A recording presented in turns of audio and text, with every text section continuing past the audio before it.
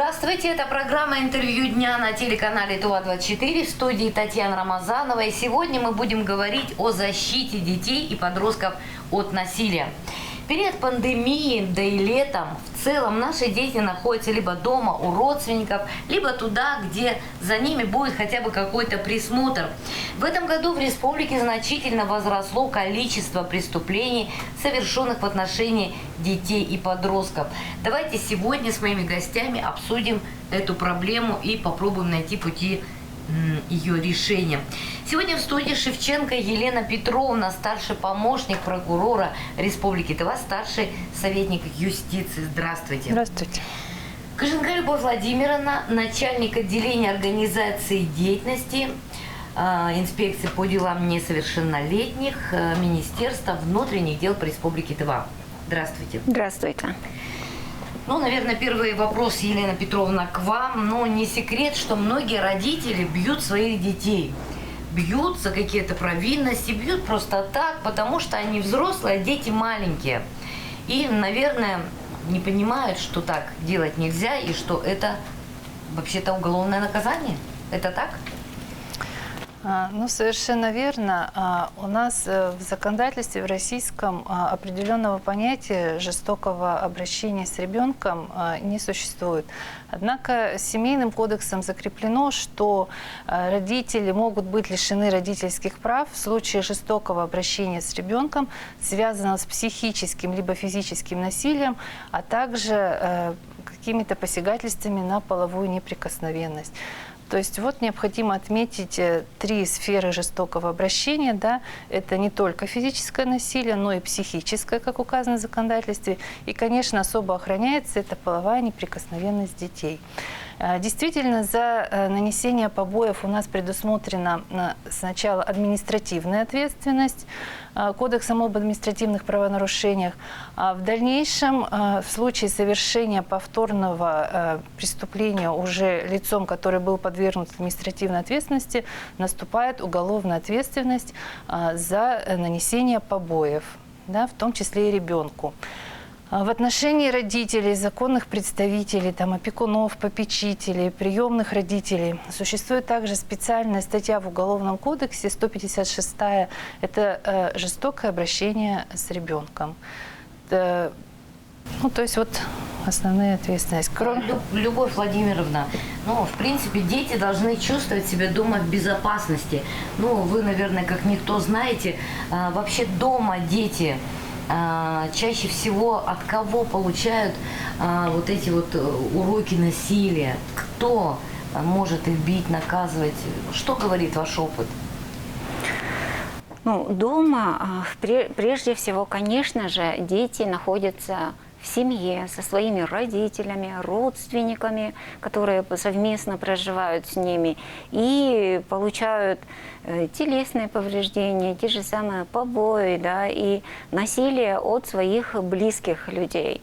Это случается в тех семьях, где нарушены детско-родительские отношения, где родители злоупотребляют спиртными напитками, где ведут такой образ жизни разгульный, да, и совершенно на детей внимания не обращают, и дети предоставлены бывают сами себе зачастую, и вот случаются так, что и становятся жертвами насилия со стороны близких. Статистика говорит о том, что жертвами насилия становятся дети даже со стороны своих родных и близких, даже отчимов и отцов. Есть такие случаи?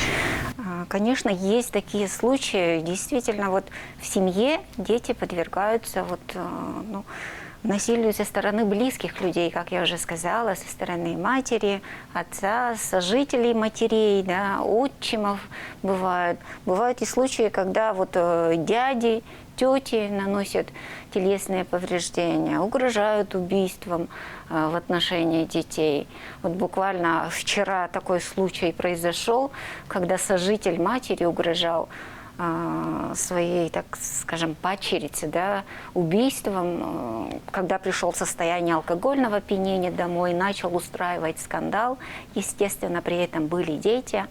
И падчерица, она начала заступаться за маму, и отчим решил угрожать ей убийством. В отношении него уже возбуждено уголовное дело по статье 119 Уголовного кодекса Российской Федерации. Это угроза убийством. А вообще мы говорим только о неблагополучных семьях или и в благополучных семьях тоже происходят такие случаи? В благополучных семьях тоже происходят случаи, но как это происходит с детьми, да, в благополучных семьях, когда родители не знают, с кем общается ребенок, например, в благополучной семье, когда девочка по интернету переписывается с незнакомыми людьми, то есть она не рассказывает своим родителям, матери либо отцу, что вот познакомилась с таким-то молодым человеком, что начала с ним общаться.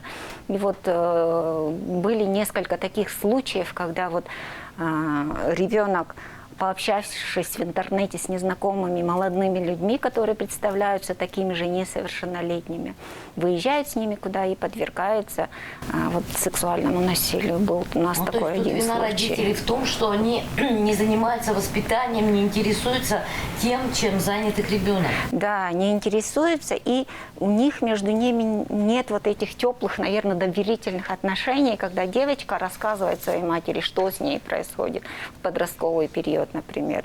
Дети же они такие, вот сколько с ними разговариваю, они вот знакомство через интернет считают прямо очень сильно серьезным. И бывают такие случаи, когда что бросил парень, начинаем разбираться, как он бросил. Девочка совершила попытку суицида, да? Как он бросил? Говорит, в интернете познакомились, общались долго. А встречались? Нет, не встречались. Да, она его даже наяву вживую не видела, она уже считает, что это ее парень. Начинает с ним общаться, близко принимает к сердцу. А потом в один прекрасный момент молодой человек, она даже не знает, то ли он взрослый, может быть, несовершеннолетний какой-то, закрывает свою страницу, блокирует ее. Вот получается, он ее бросил, она в расстроенных чувствах совершает попытку суицида. Вот буквально было несколько таких случаев, что, естественно, на это надо родителям обратить большое внимание, с кем общается ребенок в социальных сетях. Это тоже опасность. Вот вы сказали, что жестокое обращение с детьми – это не только рукоприкладство, это и психическое давление, психологическое давление. Есть такие случаи? Психологическое давление – это как раз такая длительная психотравмирующая ситуация, про которую в том числе Любовь Владимировна рассказывает, которая складывается в семье. Да? Это может быть и, например, оставление ребенка в опасности, да, особенно это вот малолетние дети, которые в силу своего малолетнего возраста, они не могут самостоятельно обеспечить свои естественные потребности, да, принятие пищи, там, например, либо оставление в холодном доме и так далее. То есть, и вот это психическое насилие, как раз оно заключается, оно не разом происходит, это накапливается какая-либо длительность, да, длительная психотравмирующая ситуация, в которой ребенок оказывается, и он не знает, как выйти из этой ситуации, поскольку эту ситуацию создают близкие для его окружения люди. То есть и необходимо, у нас есть, да, и телефоны доверия, то есть органы профилактики на своих сайтах размещают, да, идет реклама, социальная реклама, то есть, но все равно дети зачастую, когда оказываются в такой ситуации, особенно со стороны близких людей, они находятся в полной растерянности, да, и вот очень хорошо инспекторы по делам несовершеннолетних, да, выявляют в ходе доверительной беседы, когда мы смотрим, да, материалы, и именно после доверительной беседы с инспекторами по делам несовершеннолетних, с психологами, которые обладают определенными навыками, да, познаниями, они могут разговорить детей и вывести ребенка из этой психотравмирующей ситуации. А ведь бывают такие случаи, когда дети, если жестокое отношение со стороны отца или матери, они понимают, что это их семья, они это скрывают. Насколько долго приходится работать с таким ребенком, чтобы выяснить, что же, кто его обидел? Особенно, когда речь идет о физическом насилии. Сложно разговорить ребенка, он же замыкается, а иногда, наверное, даже и защищает родителей. Да, дети сами вот приходят, да, в правоохранительные органы, обращаются в полицию, либо другим людям, когда уже вот долгое время существует такая ситуация у них в семье. То есть сначала они как бы смотрят, терпят, потом уже, когда неоднократно происходят такие случаи, только потом мы узнаем через родственников, может быть, через классных руководителей. Были такие случаи, когда дети сами прибегали, рассказывали, что уже больше терпеть не могу, со мной случается вот такое. А куда вот они прибегают? В полицию? В полицию, да, был такой случай. Ребенок, прям девочка прибежала, сообщила, что в отношении нее совершаются насилие, то есть отчим ее бьет. И мама тоже была вызвана, которая, ну, с ее слов, да, что ничего такого не было, как бы, и так далее. Но когда начали разбираться, когда уже девочка рассказала уже все как есть, было установлено, что действительно отчим ее бил в отсутствие матери. Мать об этом не знала. То же самое, что девочка не могла признаться своей матери в этом. В ходе доверительных бесед, когда дети задерживаются полицией, когда их доставляют в полицию, тоже много выявляется случаев, после 22 часов, например. При каждом доставлении детей в полицию проводят разбирательство. В ходе этого разбирательства, когда инспектор ПДН начинает устанавливать, где ребенок живет, почему он гуляет по улицам в ночное время, поздно вечером и так далее, вот так потихонечку дети начинают рассказывать, какая у них семейная ситуация. Это мы должны действительно установить, чтобы полностью разобрать вот случай, да. И в ходе таких бесед вот выявляются такие случаи и жестокого обращения, и сексуального насилия, и также применения насилия со стороны других родственников. Как вы считаете, вот в последнее время вообще граждане стали более бдительными? Сами люди сообщают о том, что вот мне кажется, что моя соседка или сосед бьет ребенка. Вот, допустим, они постоянно слышат крики за стенкой, и кто-то молчит, а кто-то приходит. Куда нужно идти? В прокуратуру, в ПДН? Куда нужно идти? Вы знаете, на самом деле, действительно, в последнее время гражданская сознательность стала более активной и ответственной. Стали поступать такие обращения в органы полиции, поступают такие обращения, когда неравнодушные соседи, прохожие, да, когда, например, ребенка в подъезде обнаружат маленького, либо еще на улице в вечернее время, действительно обращаются, мы это видим, когда необходимо подключиться, да, органам полиции, но они по всем случаям проводят проверку. И действительно эти случаи подтверждаются. Когда мать ушла, например, закрыла детей в квартире на несколько дней, дети там голодные, да, соответственно, и по возрасту маленькие.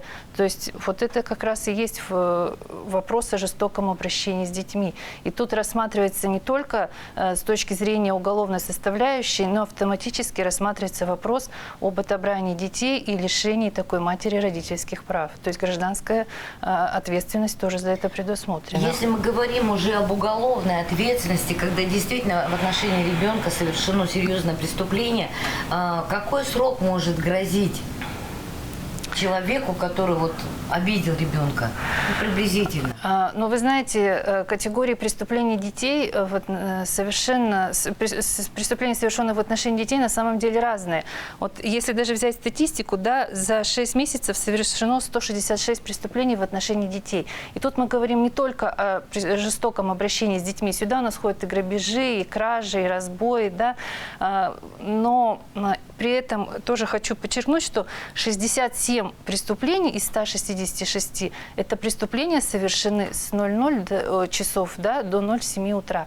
То есть это то время, когда дети должны находиться под присмотром своих в отношении детей. Да. Не в это время на улице. Нет, не обязательно. Не то есть мы говорим про то, что это и преступления, совершенные в семьях, да, это может быть какая-то часть преступлений, совершенная на улице. Ну, то есть в любом случае ребенок обязан находиться под контролем своих родителей, законных представителей. Что касается ответственности, Ответственность за совершение преступления в отношении несовершеннолетнего, она всегда квалифицирована, она всегда более тяжкая. Да? Санкция предусматривает более строгое наказание. Например, за преступление против половой неприкосновенности, половой свободы несовершеннолетних, это у нас, ну, например, статья 131, да, часть 2, она предусмотрена, даже тут разделяется, в отношении несовершеннолетних там один вид ответственности наказания, вплоть там, до 15 лет лишения свободы. А если в отношении лица, не достигшего 14-летнего возраста, то есть это еще понижается, да, возраст, то это уже наказание более строгое, там, вплоть до 20 лет лишения свободы. То есть несовершеннолетний возраст, он как раз является ну, той составляющей, за которой ответственность предусмотрена более строгая. Любовь Владимировна, ну мы с вами встречались не раз и за круглыми столами, и с Еленой Петровной мы встречались, обсуждали всю ту же тему детства, безопасное детство, чтобы не было в отношении детей. Вообще что-то меняется в лучшую сторону. Вообще родители, есть такие случаи, когда родители, которые до этого очень плохо воспитывали, наказывали и вдруг изменились. Конечно же, есть такие случаи, и мы пытаемся их отразить, везде осветить в средствах массовой информации. Вот наша акция «Моя прекрасная мама», когда совместно с инспекторами ПДН, социальные партнеры, это и мастера-визажисты, и студии одежды, они предоставляют один день, да, и одежду, и украшают маму, состоящую на учете, и преображают. Это не раз показывалось у нас в средствах массовой информации. Вот такие акции мы проводим. И дети, видя вот так прекрасную маму, и даже мама сама не ожидает, что она вот так преобразится, и говорит, что вот больше я не буду пить. Вот что касается наших героев вот этих программ, вот насколько я знаю, они пока еще держатся. То есть ведут как бы, скажем, хороший образ жизни, да, не злоупотребляют в настоящее время спиртными напитками. Но таких случаев, конечно же, мало. Хотелось бы, чтобы побольше людей осознали свою ответственность перед детьми, перед воспитанием детей, что не надо просто родил ребенка, да, и забыл про него, и сам вырастет. Нет, конечно же, должны заниматься воспитанием, должны направить на путь правильный, так скажем, да, вложить какие-то нравственно-моральные ценности, чтобы ребенок не побежал там куда-то что-то совершать, правонарушения, преступления и так далее. То есть должна быть такая политика везде, да, что родители должны повышать свою ответственность, кажется, и должны другие службы этим заниматься. Вам работы сейчас прибавилось, потому что президентом Путиным введено очень много мер социальной поддержки для детей, для мам, для одиноких мам, для тех, кто раньше встал на учет. Как вы считаете, не повлечет ли это все-таки рождение детей ради пособий? Как бы не страшно это звучало, но все-таки это есть. Ну, на самом деле, меры социальной поддержки у нас реализуются в республике уже давно, не только вот объявлены, да, президентом со стороны органов госвласти республики. На самом деле много же республиканских проектов, да, корова-кормилица, социальный картофель, там, кэштаг для молодой семьи и другие. Они все направлены на то, чтобы помочь многодетным, малообеспеченным семьям. Да? То есть вот это вот в той или иной степени, оно все равно влияет на то, чтобы семья как таковая, да, была сплоченная, и повышение родительской ответственности, роли родителей в воспитании детей. То есть со стороны государства, со стороны республики предоставляется определенная помощь, да, там, натуральная либо денежная, а сейчас и вот второй год, да, со стороны президента Российской Федерации эта помощь предоставляется. То есть тут как раз вот эти вот денежные средства необходимо родителям тратить на содержание, да, своего ребенка. И органы профилактики в районах, в городе Кызыле, на уровне там органов исполнительной власти как раз об этом и говорят, что эти денежные средства даются не на родителей, они даются на воспитание, на содержание своих детей. И я знаю, что в муниципалитетах с прошлого года, да, органами профилактики безнадзорности, правонарушений несовершеннолетних даже разработан примерный перечень товаров, да, которые необходимо приобретать на эти денежные средства, особенно в период подготовки к новому учебному году. То есть органов профилактики нет таких вот контрольной функции, да, что потратить эти деньги туда или сюда, но это носит рекомендательный характер, и, конечно, они все равно, семьи, которые состоят на учетах, пытаются отслеживать, чтобы это целевые деньги были потрачены по назначению. И в конце нашей программы хотелось бы услышать номера телефонов, куда могут позвонить дети, куда могут позвонить родители. Какие-то есть единые номера? Есть телефон доверия МВД по республике Тыва 9 35 97, по которому можно позвонить, сообщить о каких-либо противоправных деяниях, совершаемых в отношении детей. 9 36 01, 9 36 02. Это телефон дежурной части управления МВД России по городу Кызылу. Туда тоже можно позвонить, сообщить. Вот это... В любой пункт полиции, где вы находитесь, тоже можно позвонить по телефону. 112, по-моему, тоже прекрасно работает. Да. Куда бы вы ни сообщили, это зафиксируют и передадут, и отреагируют. Спасибо большое, что пришли к нам в студию. Уважаемые телезрители, это была программа «Интервью дня». Не проходите мимо, если вы видите, что какой-то ребенок в опасности или его обижают. Сегодня у нас в студии была Елена Петровна Шевченко, старший помощник прокурора Республики Тыва, старший советник юстиции, Коженга Любовь Владимировна, начальник отделения организации деятельности ПДН Министерства внутренних дел по Республике Тыва. Большое спасибо. До свидания. До свидания. Берегите себя.